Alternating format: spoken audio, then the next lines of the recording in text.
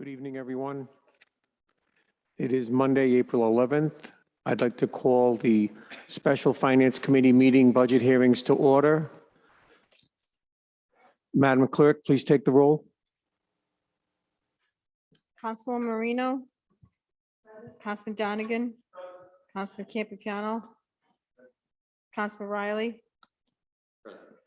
Councilwoman Renzulli, Council Vice President Ferry, Present. Council President Paplas. Good evening, everyone. Tonight, we're going to start our budget hearings off with the public libraries. So we welcome you to have a seat here at that nice big table, and please tell us a little bit about the public libraries, and please introduce your budget to us. Thank you.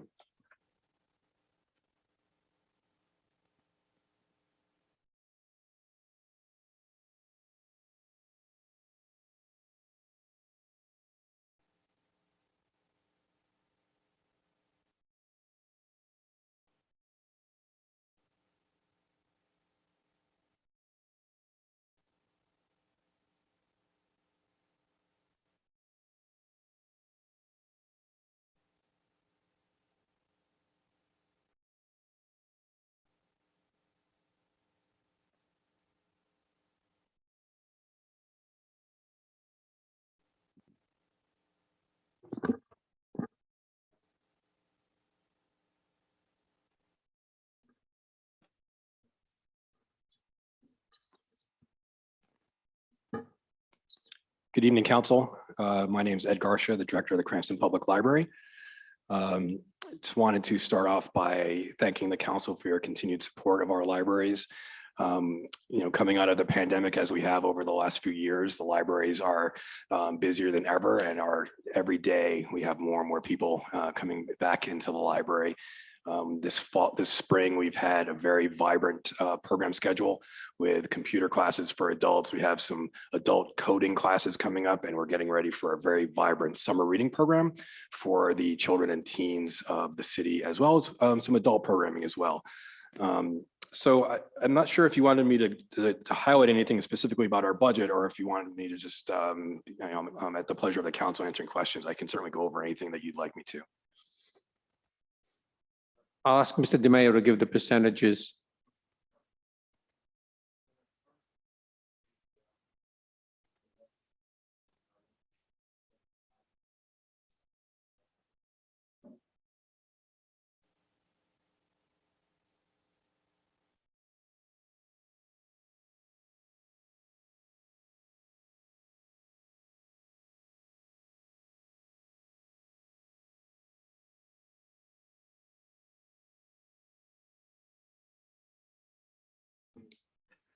That is correct.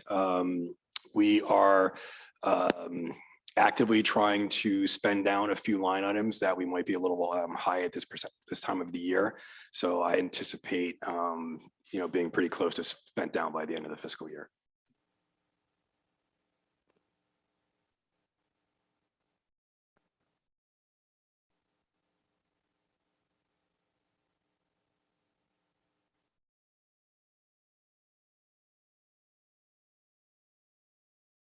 Okay, does anyone have any questions for Mr. Garcia?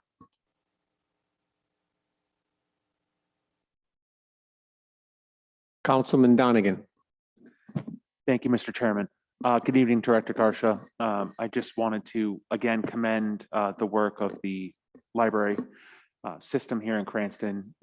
You do tremendous work, and I know how much more time you give, not just to library duties, but to other commitments within the community, and I just want to say that it's appreciated.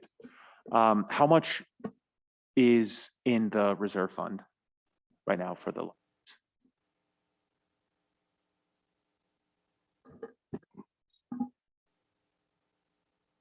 So currently our reserve, as of the end of December, our reserve fund's actually higher than we would like it to be, but it's $245,000.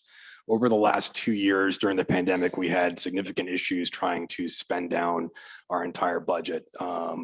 mostly due to supply chain issues where we actually were trying to spend money on whether it was books or building maintenance issues, capital projects, and we actually just could not get the supplies back, in time to account for the fiscal year. We also had some issues in the last couple of years during the pandemic of staffing where we did not need to have our full complement of part-time staff on just because of the restrictions that we were under as far as the COVID restrictions and what we could actually do in the building. So that's what it is currently at as of the end of December. Anyone else have any questions? Councilwoman Jermaine. I really don't have a question, so just I want to make a comment. Thank you, Director Garcia, for the work you've been doing with the library. I was able to look the diversity of books. That's something mostly we like, and you make the effort to offer a variety of diversity in the book. And for the History Month, Black History Month, we went to the library. My kids love going to this library. Even if we have one close to us, but that's the one we used to, so they don't want to change it. And for the staff there, they are so helping. And we have a program where my children participate during the pandemic. And my son asking again, when we're gonna start again with this program. So this is really good for the children in the city to encourage them, all the program you have in place. And I want to commend you for that. Thank you. Thank you, Councilwoman. I really appreciate that. I'll let our staff know we have an amazing team at the library. And they're, you guys see me a lot of the times, but they're the ones that do amazing work with the patrons and with the community, and are typically the people that when the public comes into the building, they're doing with our frontline staff at the circulation desk, or our children's librarians or our adult services librarians, and they do amazing work. So I'll let them know your comments, and thank you. There is one more thing, that there was this program, the teen, I don't remember, we were invited, another council, Jessica Wedier, Council Winsley Wedier, and I received so much document, and I want to share it with my friends, and it was so amazing to meet with the young people who participate in this. Can you give a little, because a lot of people doesn't know really what's going on. If you can talk a little bit about this program for the youth. That particular program was late last year, and our teen librarian and I were discussing the fact that we have so many really fantastic elected women officials in the city, and that could be inspiring for a lot of our young people. So we invited several of you, and I think Senator Gallo came, and Representative Baginski, and just had a lot of teenagers there where they were able to come and ask you guys questions about why you chose politics and your civic duties and civic government. And I think it was really inspiring for a lot of the teens that came to that program. So I think it was really great that you guys were all able to participate. I think it's just a great example that you showed to the young people in the city. I think I'm gonna share those pictures. When I receive them, I laugh so hard, and they draw a picture of all of us women who were there. I don't know if you receive one, Council Marino. So they make picture of us. We were there and hold hands. It was so touchy. So I send you a picture. I'll take a picture, send to you. Thank you for those, really every age, find something, and it's really encouraging. Thank you. Councilman Donegan. Thank you, Chairman. Director Garcia, just as you were mentioning the reserve fund, in the capital budget for this year, 315,000 for improvements, which I'm sure are needed. I'm not top of my head what the debt service would be on 315,000, but is there any chance that money in the reserve fund could be used to pay for part of that to reduce the debt service? I would not be able to answer what the debt service is on that amount. the project at the Auburn Library actually combines several needed building upgrades into one project. We need renovations of 3 restrooms in that library. The front entrance to the library is not accessible, so we need to put in an automatic door, but also widening the entire entrance to the building, because right now, the way it was constructed, it's really difficult for anyone in a wheelchair or if you have a large stroller to be able to navigate into the building. And we also want to make a permanent outdoor programming reading area in the front of the library, so that when we can do more outdoor programming. As far as the reserve fund, that's certainly possible. We're looking at all avenues, trying to find funding. Right now, I mentioned that we were trying to spend down some of our lines this year, and one of the things we're looking at is part of one of the other capital projects that we had approved a year ago was to pave the central library parking lot. So the most important part of that is the sidewalks leading up to the building are in really need some repair. So we're actually trying to do that right now. And we're also looking for other funding for this project. I'm not going to guarantee that we're going to get it, but I did just apply for funding through Senator Whitehouse's office for the Auburn project for the entire amount of it. They were reaching out to nonprofit organizations to apply for various funds. I think this one's through the Housing and Urban Development. So crossing our fingers, maybe we'll get the entire amount from that project, from that pot of money, but we are looking for other ways to pay for that, not strictly through the capital budget. Auditor DeMayo.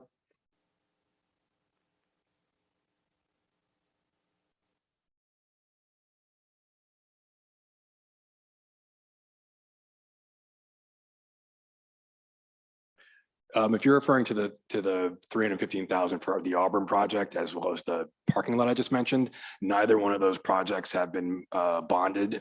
We proposed and they've been put on the capital budget by the Planning Commission, but they've not been put on any bond.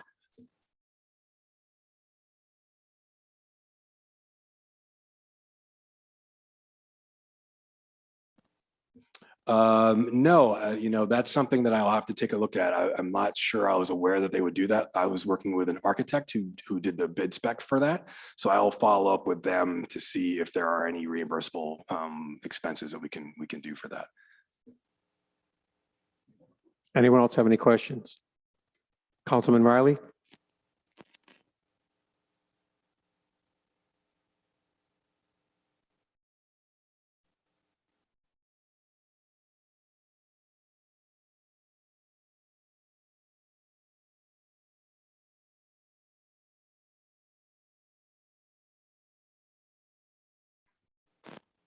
So that typically doesn't work. It doesn't happen with us. Most of the time when we apply for grants, it's either one of 2 categories. One is a capital building expense, which isn't really in our operating budget, or it could be for programming. So we don't really have a line item in our budget for programs. So when we do the summer reading program or some of our other programs that cost money, we're constantly either writing small grants or doing fundraising through so the library has the Cranston Public Library Association, which is not part of the library. It's a 501c3 separate entity that does fundraising for the library, kind of like a Friends of the Library group. So typically we may apply for small grants, whether it's through the foundation or just in general that are programmatic and not so much operating. So I've been here for 10 years as the director, and I can't think of a time where we actually budgeted something and then got a grant and then just kept the money in the reserve, right? That doesn't typically happen. So yes, typically, programmatic or capital building expenditures. We try to do, over the last 10 years, the cities have been very generous. We had a bond passed in 2014, and the city's been very generous getting some of our projects on the capital budget. But that was a $1.4 million bond. But in the same time, I think we've received grants from the Champlin Foundation, for example, in excess of $800,000 for other building projects that the city didn't have to actually pay for.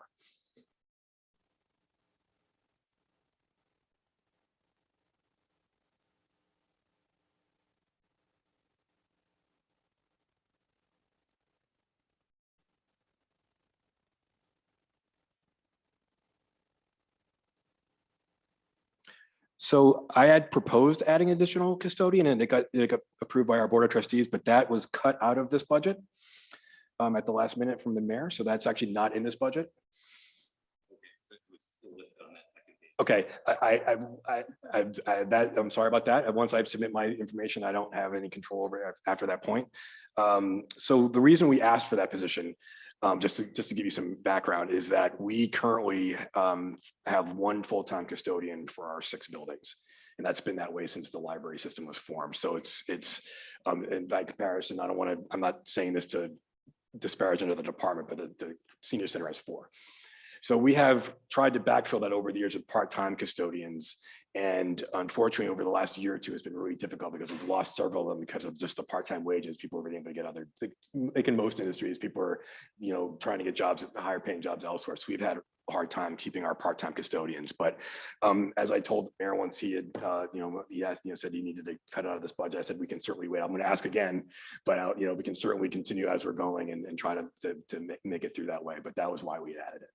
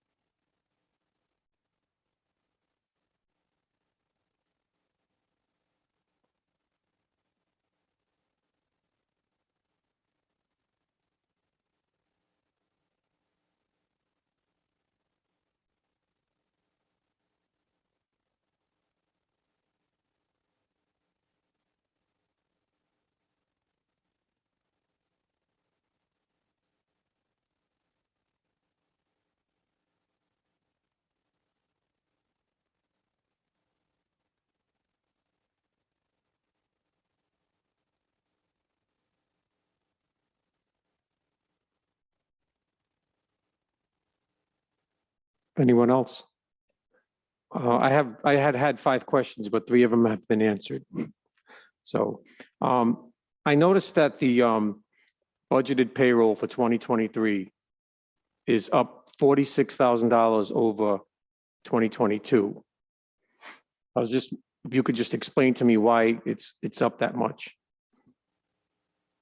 So we just went through, the Board of Trustees just went through contract negotiations with the library union and signed a new 3-year contract. So the payroll increases are just contractual from the contract. So they are contractual. Okay, thank you. The second thing is,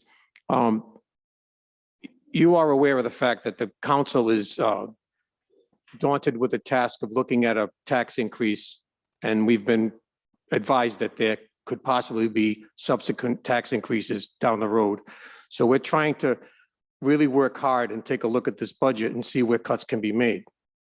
It's not, we're neighbors. I don't want to ask you as the head librarian to anything. We're not going to ask anyone else. Do you see anywhere in your budget where you could cut expenses to prevent a tax increase in the city of Cranston this year? I know that's a very general question, but it's not one we're asking just you.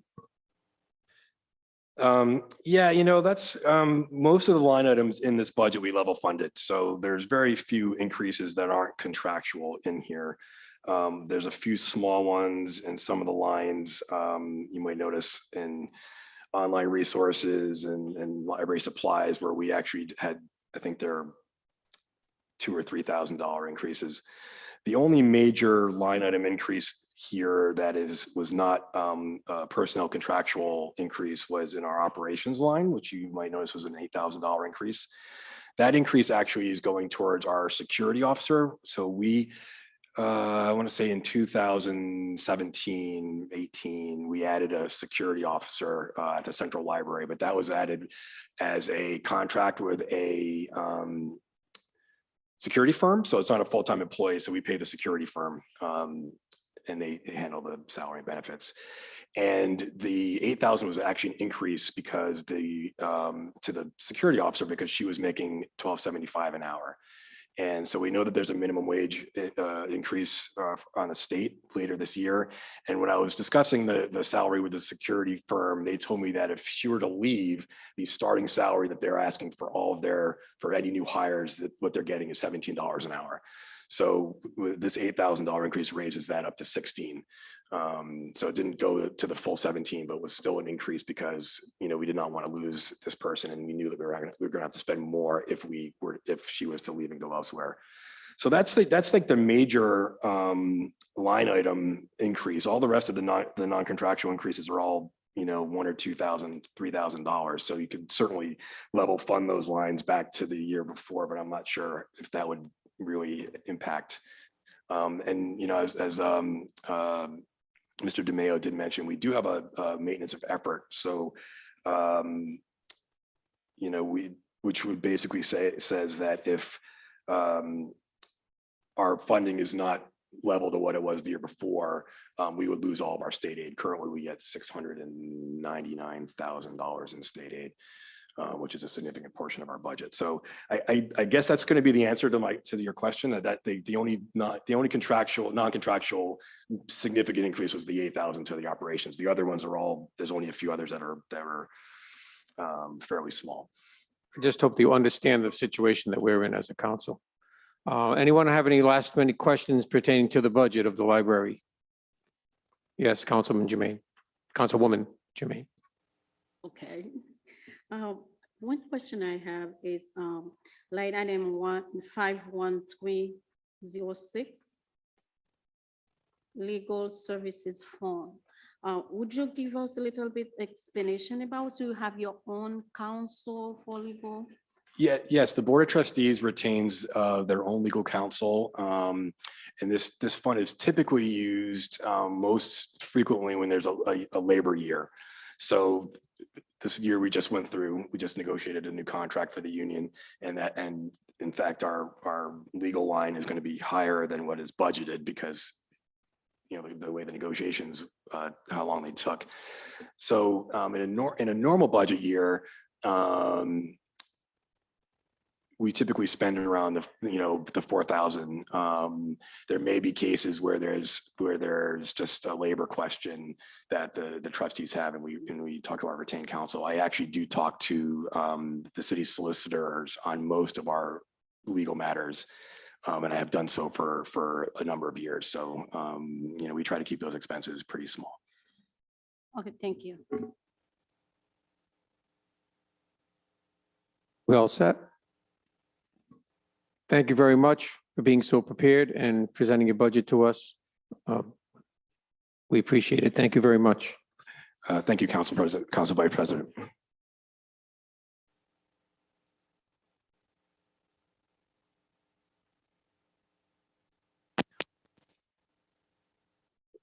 Mic check 1 1 1 2 2 2.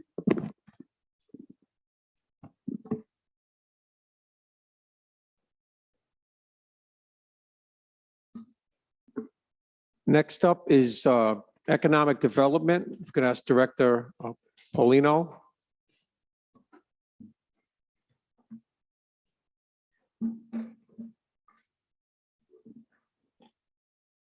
Good evening. Good evening. Good evening, Council. We'd like to welcome you to our budget hearings, and we'd like to have you give a little presentation of economic development and maybe introduce your budget to us, and then we may subsequently have some questions for you. Yes, thank you. My name is Franklin Paulino. I'm the Director of Economic Development for the City of Cranston.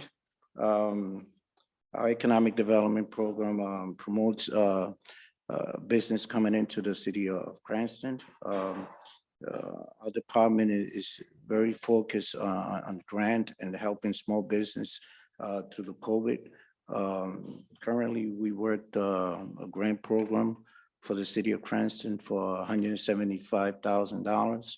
And we helped over 61 business this year. Currently, the city of Cranston has approximately 2,500 small business. And we are waiting for the ARPA fund. We are very excited for the funds to come available so we can help small business that came out of the pandemic. Our budget, our office has 2 employees, myself and Secretary Marsha Lopresti. She's been with the department almost 20 years. And that's what we have. Currently, the salary, there's full salary is 142,214. We have overtime, 500 hours of $500 of overtime, vacation, payroll taxes, pension contribution, hospitalization, group life insurance. Our office supplies currently is $750. We don't have no federal grants. The Chamber of Commerce, we had it last year. There's no Chamber of Commerce currently, but I'm enrolled in the Rotary organization. And our marketing, we are requesting a $5 upgrade from 3,500 to 4,000. We are asking for that raise because we have the ARPA fund coming in, and it's the big project that we're gonna have, and we like to market, let people know, small business, that the ARPA fund is there. We also have program activities involving ribbon cuttings and newspaper ad that we put in. So that's our budget. Which is a total of $225,814. Okay, does anyone have any questions for Director Paulino?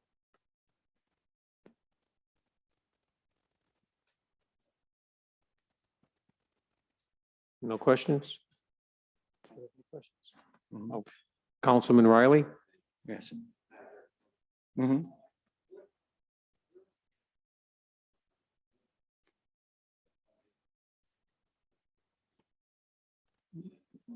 Mhm.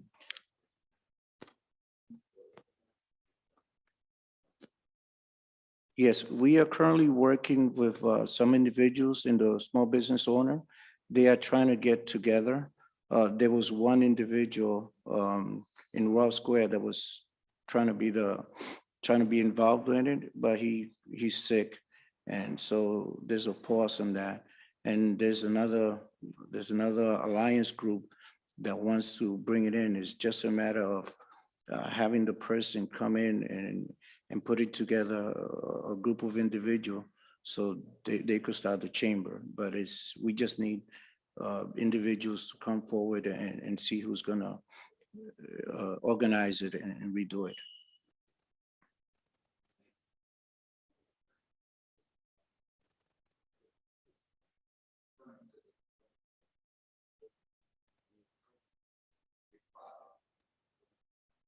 Well, today just the governor announced a project that I was working with.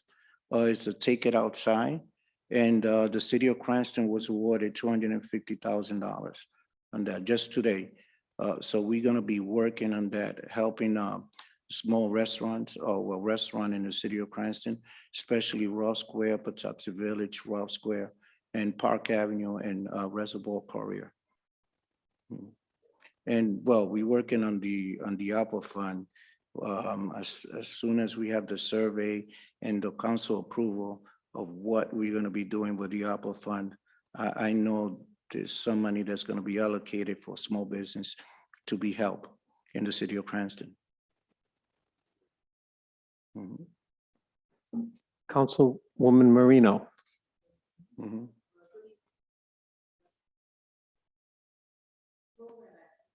Mhm.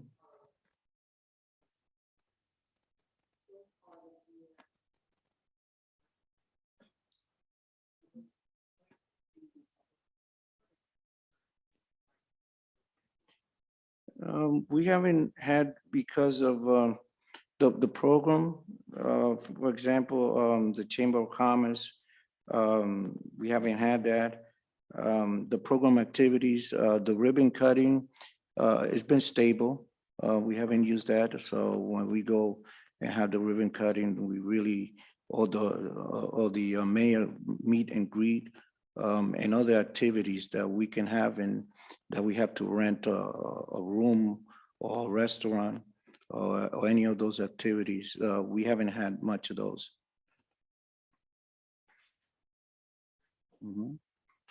Councilman Donegan? Thank you, Chairman. Good evening, Director. Just a question about, I think it would probably fall under program activity, the status of the agreement with Providence Warwick Convention Visitors Bureau. Is that be finalized, do you think, for fiscal year? Oh, yes, we just finished the agreement with the lawyers, and that agreement is all set. As a matter of fact, I have a meeting on Wednesday with Christy O'Donnell just to finalize that. Great. And yes, again, sorry, I can't make that meeting. What do you think that's going to help increase revenues for the city for the taxes we might receive for meal and beverage? Oh, yes. The tourism agreement that we have, they will be providing the website, and it'll be giving the city of Cranston a lot of exposure in terms of tourism and hospitality and all the restaurant that we have in the city. So it's going to be very helpful because it's a partnership of Providence, Cranston, and Warwick. So it's going to be a lot of exposure for the city of Cranston. Any other questions? Okay, I had three, two of them were answered. Oh, actually, one of them was answered. Hmm. Your payroll for 2023 is budgeted is up $7,000 from 2022 and $10,000 up from 2021. Mhm. Can you please explain to me what attributes to that? The 2021 is probably when I came in. As you can see from the previous director, my salary went up. And this year, I believe, I don't know what was my increase, but our secretary, I think, is contractual. So she's up. I don't think she had it last year, so I think she gets it this year. I'm not quite sure what the percentage it So is. both, she's up for a contractual increase and you are getting an increase also? Yes, I believe so. Okay. As I had said to Director Garcia, I realized that the majority of your budget is payroll and fixed. Yes. So I'll ask you this question anyways, but I don't really see anything myself. Do you see anywhere in your budget where you could cut expenses to help bring the overall budget down to prevent a tax increase?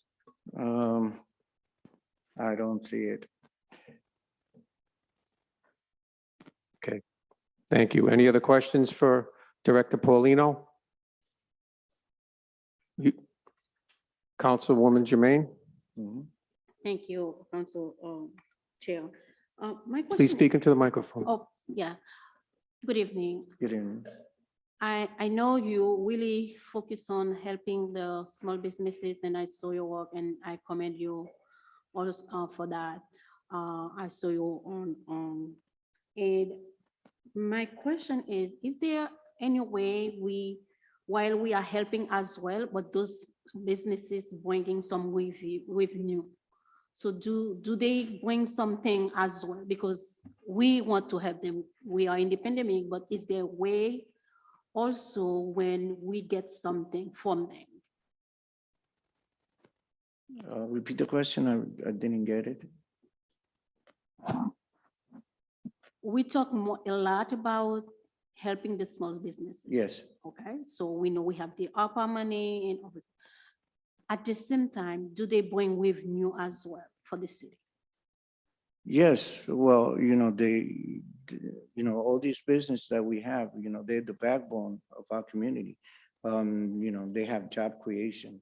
They have people working, and then also we are retaining job, and we're not losing business to other city.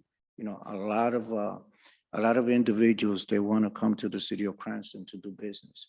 So, by us having all these resources and these new grant programs that the city of Cranston hasn't seen before is very attractive, for startup, reconstruction and construction of small business. Order to DeMayo.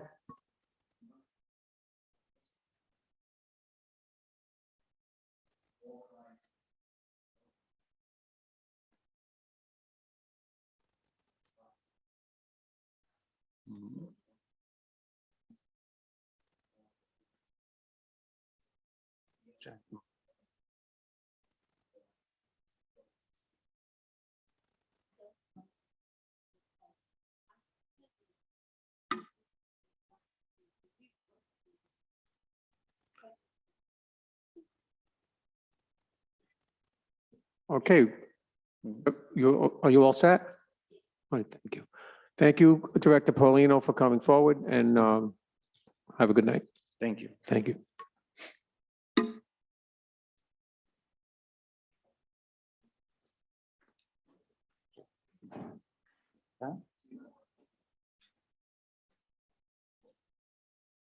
Next on the budget hearings is the executive branch of the city.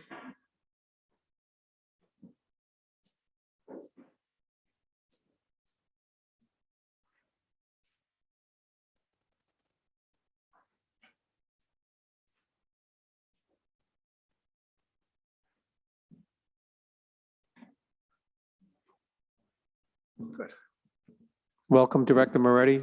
thank you. Floor is yours. The executive budget is pretty much level funded overall. Minor increase, I think $4,000. The executive department removed temporary help. That was the biggest change. I believe that was seven, do by memory, $17,000. That's small. And with that, other than, salary lines, benefits, basically keeping things the same, with slight increase in office supplies, because that's the way things have been trending. And the only, I'll say, real discretionary spending perhaps could be the orders of the mayor and public observances. We are level funding that because just as last year, as I explained, I think it's important to kind of keep a little bit of joy in the city and some spirit and community, and to fund various events like a Fall Harvest Festival, which we attended last year. COVID struck again.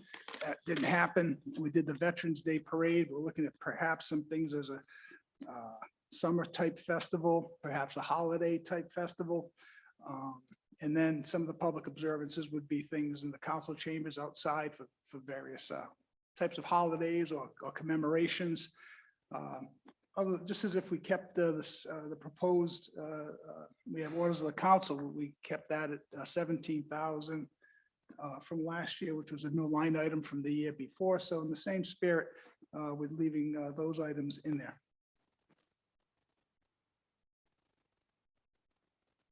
Any questions for Director Moretti? Councilman Donegan. Thank you, Chairman. Good evening, Director. The one question I have is on the, part help zeroed out from 17,000 that it was in fiscal 22, which based on the actuals for the year so far, it's only about 2,300. So it makes sense for that to be significantly reduced. The question I have though is that over the past 5 years or so, it's never been, other than this year, the current budget, it's never been lower than 25,000. So is it just an expanded staff in the office that there's less part-time need help needed, or is there any other insight behind that? If you notice, it was really last year in the salary line. That's where the change occurred. Whereas a position, a couple of part-timers were converted to a full-time position, so it went there. and a part-time remained, but we felt that we didn't, it wasn't necessary to keep that person. That's why it's running lower now, because we're operating that way. Any other questions?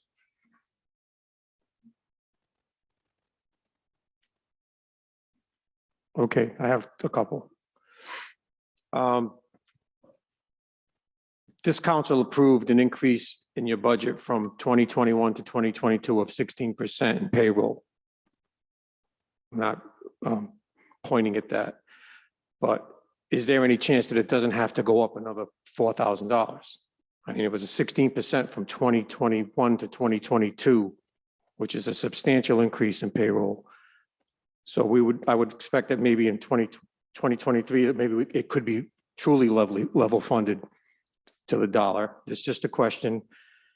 And my second question would be, this is a suggestion.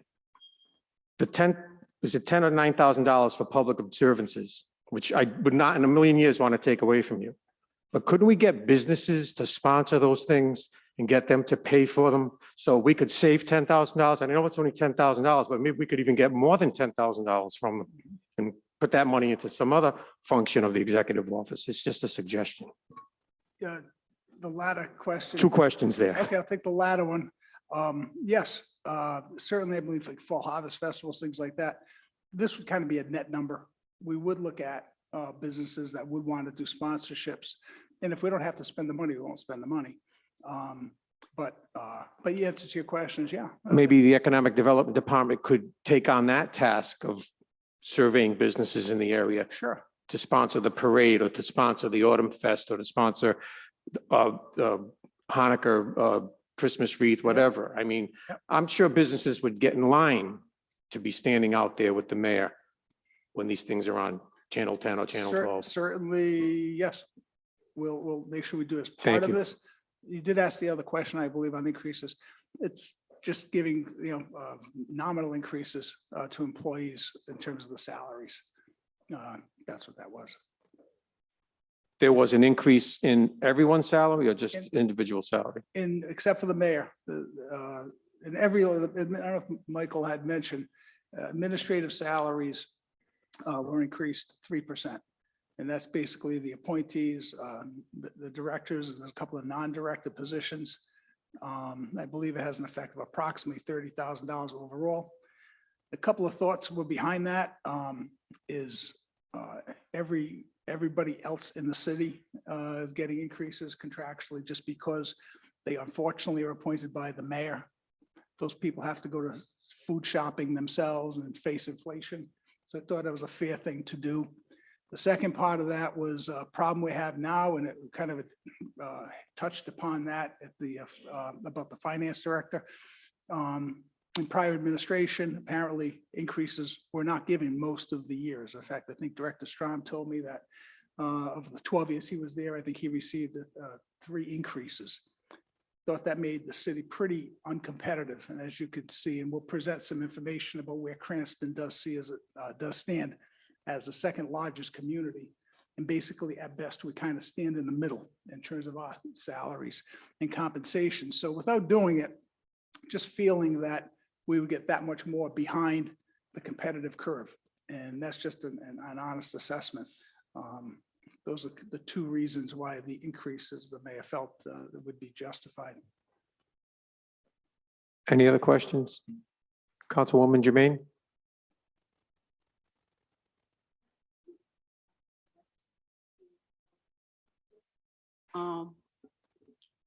To piggyback on what you said about the cost we can reduce if we have the businesses to do that. And I think, as we know, in this contest we are, and we can save this $10,000. If that happens, sure, we would save you the money, correct?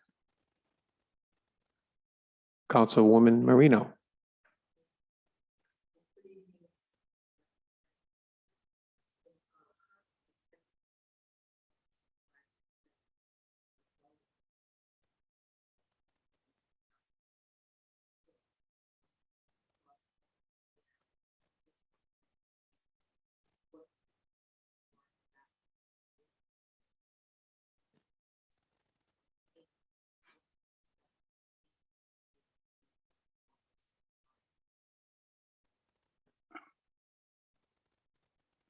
I don't, I saw that and noticed that that was the trend, but much of that was early on when the administration came on board. So I'm sure there were changes having to do with stationery and with some one-time expenses.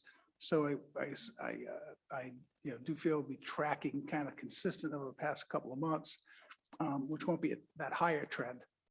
And that's why there is a small increase for next year. I think it was a couple of $1,000.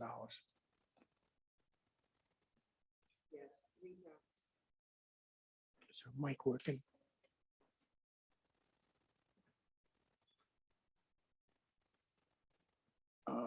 I don't think that Councilwoman Marino's mic is working.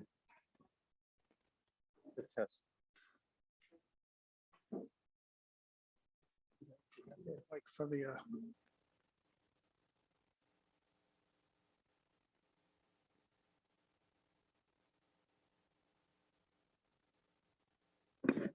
Mic check 112.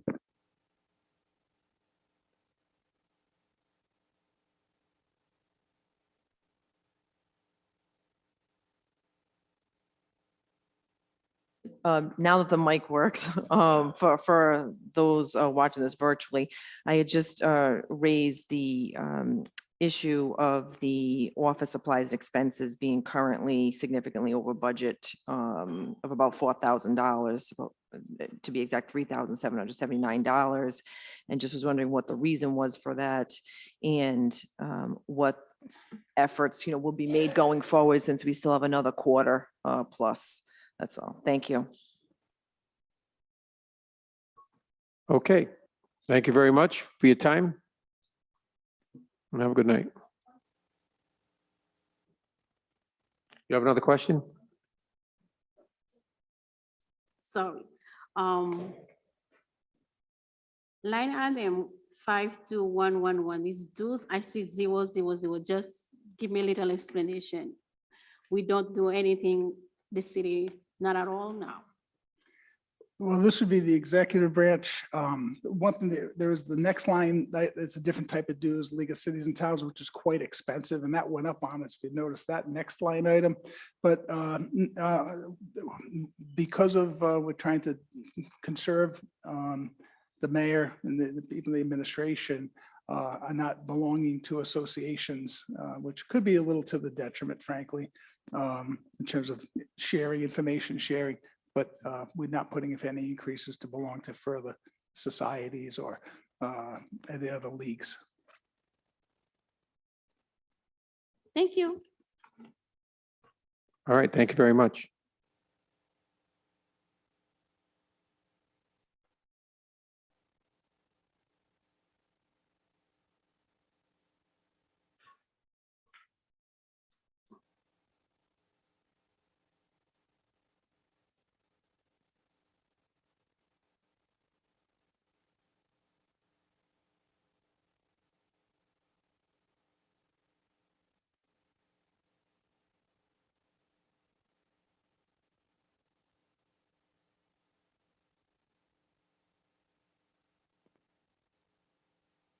Evening, Mr. Malaya.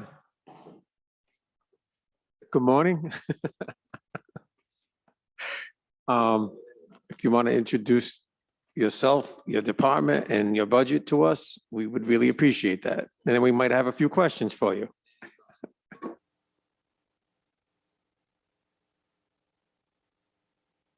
So, with that, I will accept any questions or comments that you may have. Councilman Donegan. Thank you, Chairman. Good evening, Solicitor.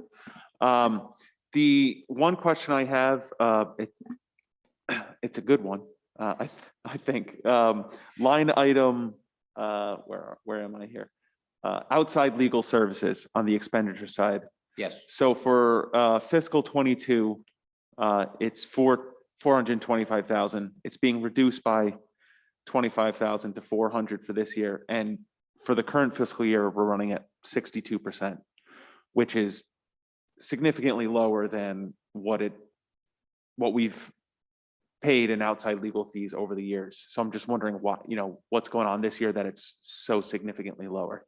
So one of the things, Councilman, that I've been trying to do on behalf of the department and the city is try to utilize the services of the members I have on staff.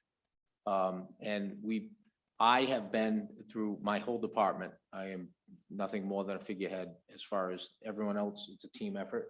And we've been successful on a lot of things where in the past, it may have been given out to outside legal counsel. I've been trying my best if it's something within, for lack of a better term, the wheelhouse of the attorneys that I have on staff, then I've been trying to use that.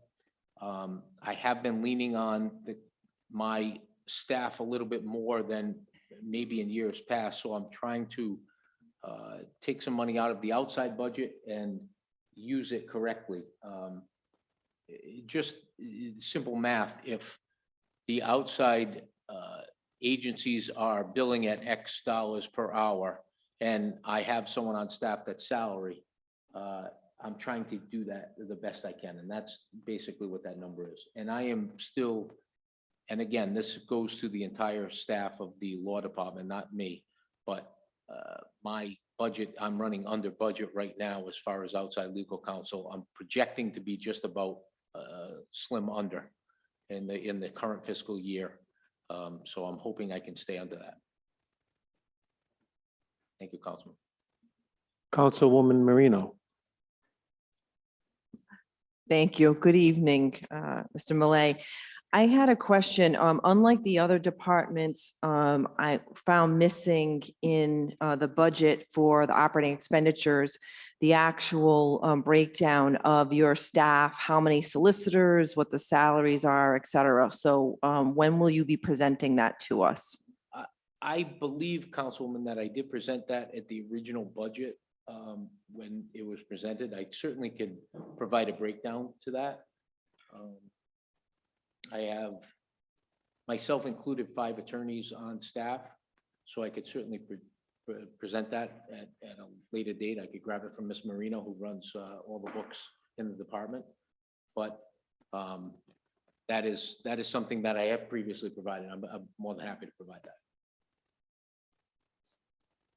Yes, if that could be supplemented soon, Happy that would be great. And so it's 5 solicitors in the office and 1 administrative staff, being Ms. Marino, no relation, but for the record.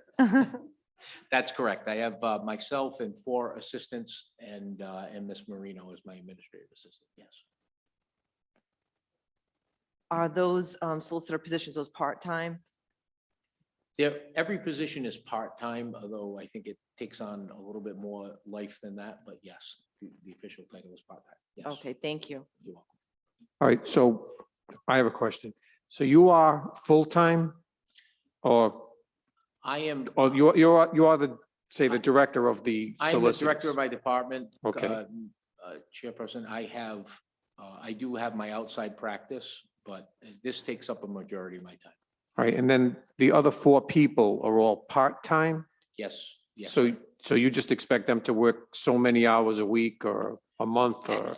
Again, it's not an hourly basis, it's a work basis. So if a case comes in, whatever the legal situation is that the city faces, and I assign Solicitor X to it, then Solicitor X is responsible for that matter. Sometimes when we get the legal analysis for some of our meetings, for some of the finance meetings, some of the law firms bill $150 an hour, some bill 200, some bill 250, some bill even more than that. So it's your job to try and get someone that's already on your staff to take some of that work to alleviate paying those kind of fees? Yes, and if it's a new, some of those fees have been agreed to previously. And if something new is coming up, I'm doing my best to negotiate a better fee. I will say it's difficult with some of the bigger firms to accept a different fee. I don't know how to say it. I've done my best. I've got my part-time work, the individuals working in district court, they're hourly, municipal court. And then we use outside firms depending on the individual legal case as everything comes out in the door. Everything is a case-by-case basis. Mr. President. So, as I've stated a couple of times tonight already, you see the situation that the council is in right now to take a good look at the budget, try and alleviate a tax increase, okay? So we would just appreciate it if you would always try and, do whatever you can to reduce your budget as much as you could to help us prevent a tax increase. I will absolutely try that and absolutely work to assist with the council. Thank you. Thank you. Anyone else have any questions? Councilwoman Jermaine? Thank you. Good evening. Good evening. I want really to piggyback on what the question Council Dunnigan asked. Thank you for really working to reduce the feed down, the outside feed. This is from, I see like for 2019, it was $924,000. And to come at 400, this is a tremendous progress, I would say. So my question is, what you can advise any department in the city, whoever, to make sure that we prevent having, there's things we cannot prevent, I know, but what can they do to prevent having those litigation that cost us a lot of money? Because we need to work proactively, and I think every department can try to do that, to not having those litigation where we have to really have outside help. Thank you, Councilwoman. The question is insightful in so much as I will say that every department head is unbelievable in contacting me before they do anything, which could result in any type of legal fees. We're constantly chatting. I'm constantly chatting with the different department heads. And so I will not speak years past, years present, and so forth, because everything is a case-by-case basis, obviously, with the city. Everything comes, but we are doing our best. The administration has been tremendous on contacting the law department, reviewing everything before we enter into a contract or before there's any action taken. I heard Mr. Garcia, speak to that exact thing. He contacts me a lot, Parks and Rec, you name it. Department of Public Works. There's a lot of different departments within the city that contact me before doing anything. And we are, I will say, every member, every department head is very conscious on doing anything that could result in any type of legal activity. And so we're doing our best, but there are some things that are beyond our control. You can't prevent someone from suing the city, unfortunately. And it has happened. It will continue to happen. We are self-insured, as I'm sure you're aware, so that we're responsible for defending any type of action. So that's where a lot of the legal consequences come from. Thank you. One last question. Do we have a pattern like you have some sort of thing that's come up, that's where you always have a legal something, a litigation? Do we have a pattern like you can follow this? Like you can work on that. So do we have a pattern? No, I would say there's nothing that you can actually trace. It's literally, it's a case by case basis. Thank you, Councilman. Councilman Donegan? Thank you. I was going to ask this question when talking about claims, but you brought up being self-insured on a property and casualty standpoint. Do you think that there's potential opportunity for savings by taking out some sort of liability policy to protect the city from, major claims? I mean, it's something that I certainly would like to look into of joining the interlocal trust. Again, I don't know until we do the weighing the risk. There's different policies that they offer, different coverages that they offer. I'm certainly willing to go out and weigh each policy and present it to the council.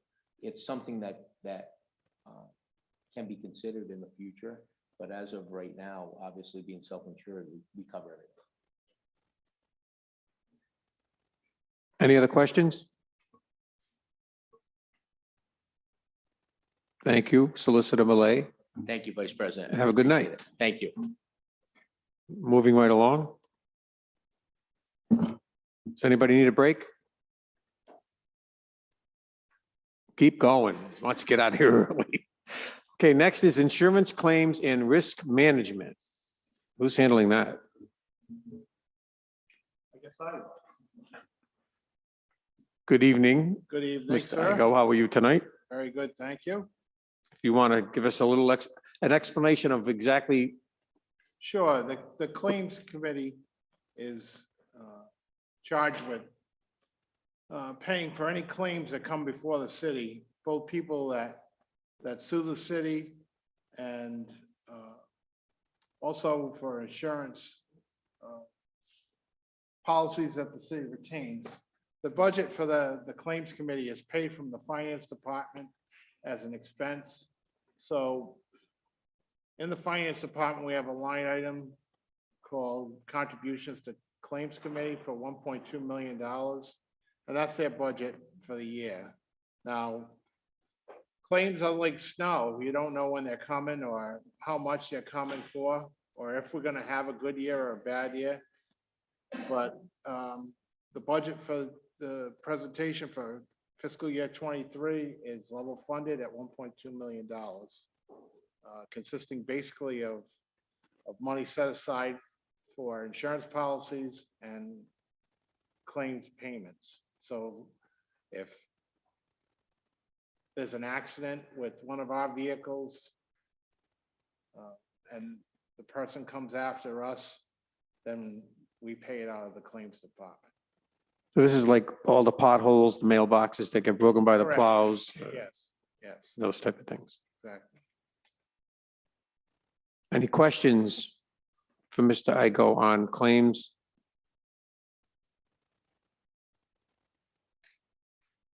Councilman Donegan? I mean, it's a tough question because like you said, you never know. Every claim on the agenda could be a pothole, or it could be a, $50,000 T-bone accident, involving a public works truck. You never know really what the claims are going to come across Gianna's desk are going to be. It's running at 90. So claimants, outside claimants, it's running at about 94% through the first 3 quarters, and it is a number that's trending upwards over the past couple of years. 151, 156, 166, 270, 300. I'm just wondering if realistically, given how much more expensive everything's becoming, when you start talking about parts and all that, I mean, do we think that 260, given where it's at this year, do we think, I would tend to think that it might be higher than that. You're right, Councilman. I mean, if you look at the 21 actuals, it was 300,000. But then the year before that, it was only 270. So it's just a fair estimate of where we've been for the last few years.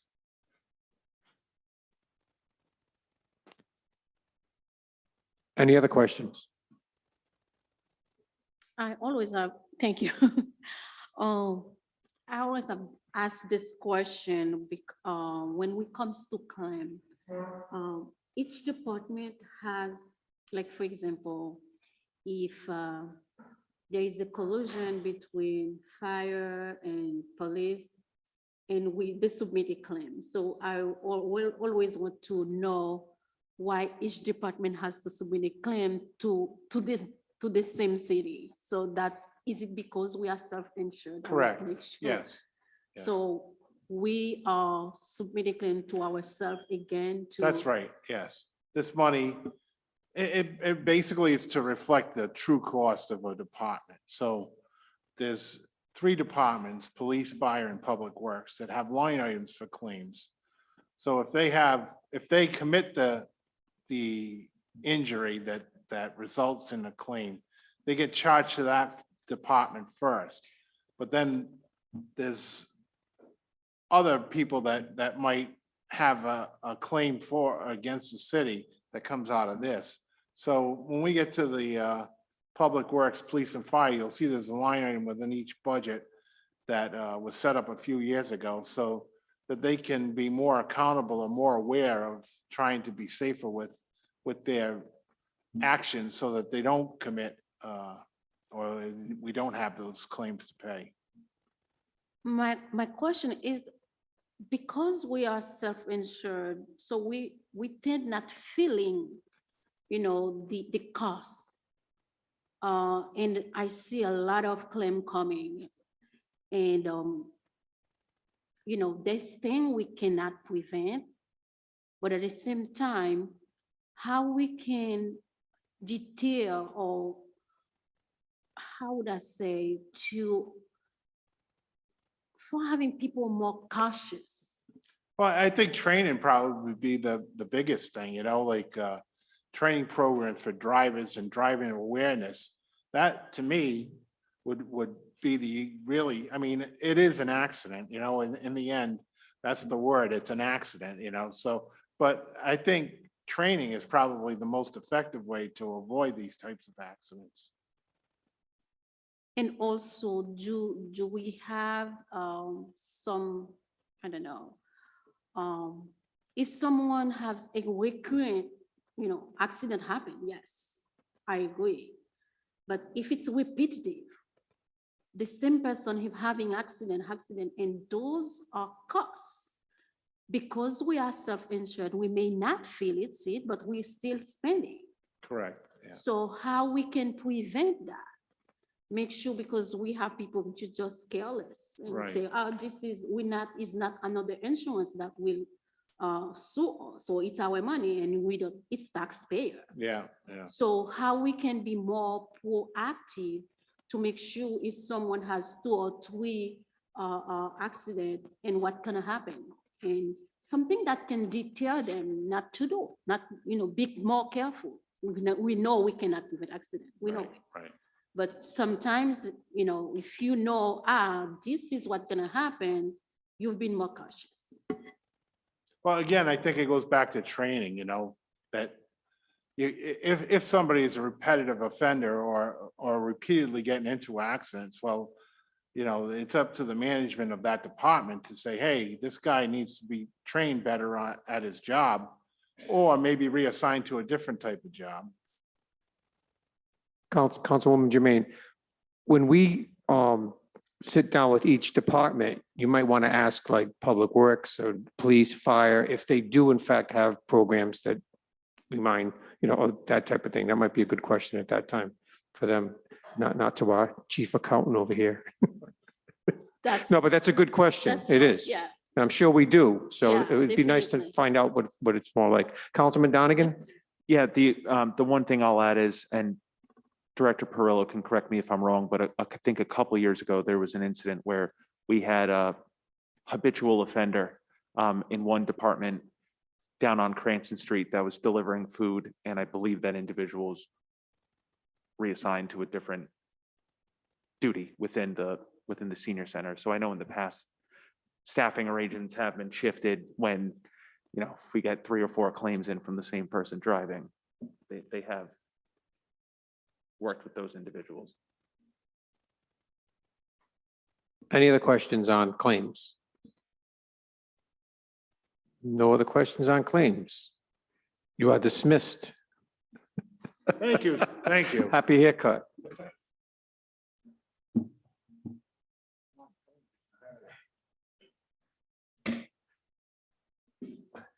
Director Perillo, we put you last because we know how much you like our company. I do.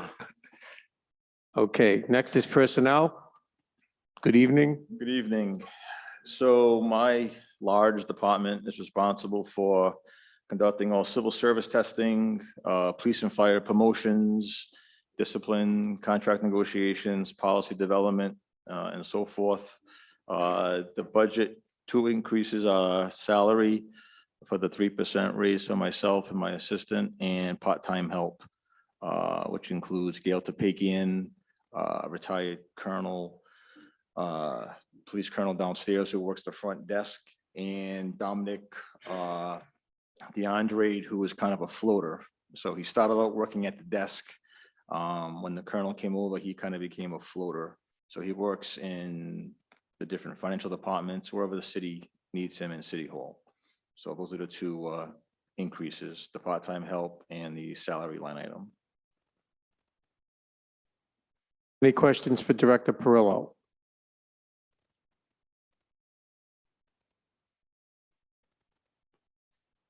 I had pretty much made a note that you're pretty much level funded and I don't really see much in your budget that could really be cut. So it's just an observation on my behalf.